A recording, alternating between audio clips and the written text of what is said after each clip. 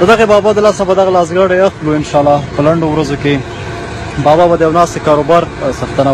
اوس ما سره دغه پیسې دي بابا، دغه 2000 روپۍ دي، دغه به ته والې، دا یې د اوس مصرف. بابا سره چې ما خبرې وکړې، بابا ویل چې ما 2500 روپۍ کار کړی ساره، دغه تقریبا اوس ماښام دی، تر ماښامه په هغې کې مې 50 روپۍ دې ډوډۍ خوړلې، 200 روپۍ به دې په حساب کور ته روانې کړي دي.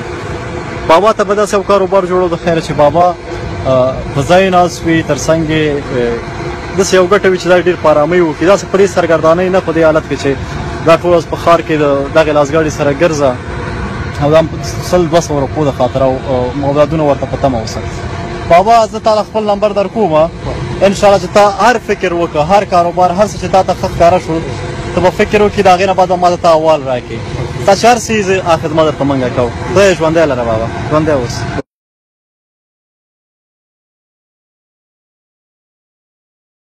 بسم الله الرحمن الرحیم. سلامونه، احترامات، نیکې له نیکې برزونه مې ومنئ. هیله منم چې روغ و جوړ، خوښ او خوشحاله اوسئ. دغه بابا چې تاسې به وړاندې م لیدلی وي یو ځل، دې سره ما واده کړی و چې دا د فکر وکړي په هر کاروبار چې د دې خوښه وي موږ به ورته هماغه کاروبار جوړ کړو.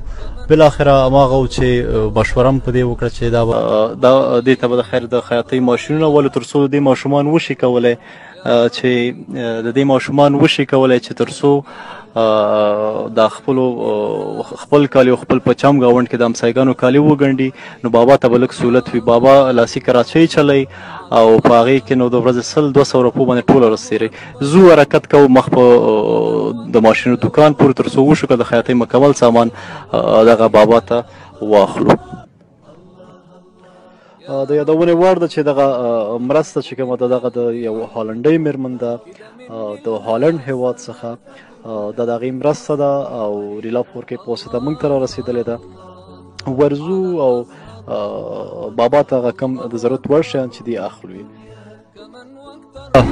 ماما ته مو 2 ماشینه، دغه 2 قیچیګانې، دغه اندازه توکمې چې زه پرې ډېر نه پوهېږم خو فکر کوم دغه شي نه پکارېږي، دغه تارونه او هغه 2 ماشینونه چې یو هغه وراره لګیا دی فټ کوي، یو دغه ورور لګیا دی، دا به فټ شي ورته او دا به د خیره ورته خپل کراچۍ شته، دغه سترې مې رښتیا ورته اغوستې چې بیا سبا ورپسې په عذاب نه شي.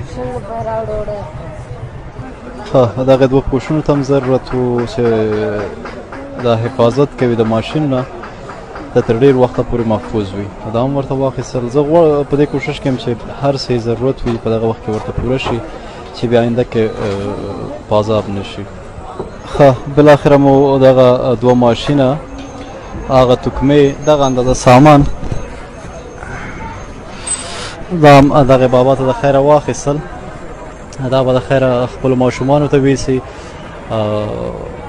کم فشار او کم زور چې په تا و د دې نه بعد شاید لږ کم شي که نه، هغوی در سره کومک شي یو څه کالي وګنډي، نو په تا به دغه د لاسګاډي د بوج نه ته یو څه اندازه بېغمه شي.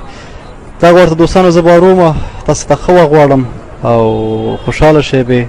خدای مو مل.